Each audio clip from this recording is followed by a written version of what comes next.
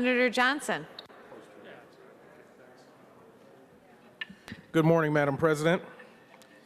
Last night, President Obama delivered a State of the Union address that, to me, contained one single message that was more powerful and more important than any of the policies or initiatives he has laid out for the nation to this point. To use the President's own words, he stated, "This nation is great because we built it together. This nation is great because we worked as a team. This nation is great because we get each other's backs.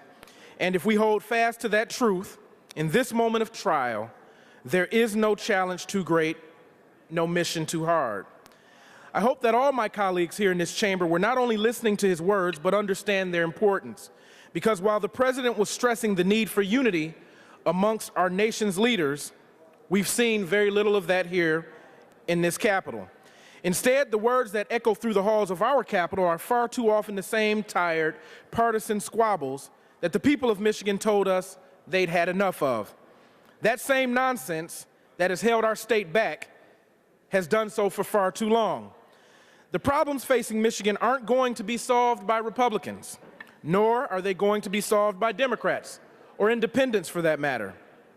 They're only going to be solved by our leaders' willingness to put aside what's best for their individual party and to do what's best for our entire state, our communities, and our families. We can all be those leaders. We can all do what all the people of Michigan have asked us to do, what they've elected us to do, Madam President. We can judge ideas and legislation on their own merits instead of which side of the aisle they come from.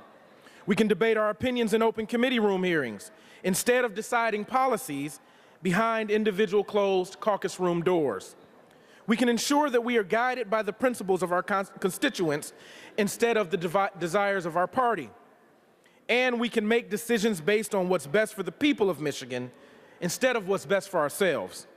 It's never easy to change the way things are done here in Lansing, but we aren't elected and weren't elected to do the easy thing. We were elected to do what's right. I'm asking all of you here, including myself, to do what's right and commit to working together so that, as our president said last night, there will be no challenge too great and no mission too hard for us to turn Michigan around and to make her into one of the best success stories this nation should know in the next decade. Thank you, Madam President, and I ask that my remarks be printed in today's Journal.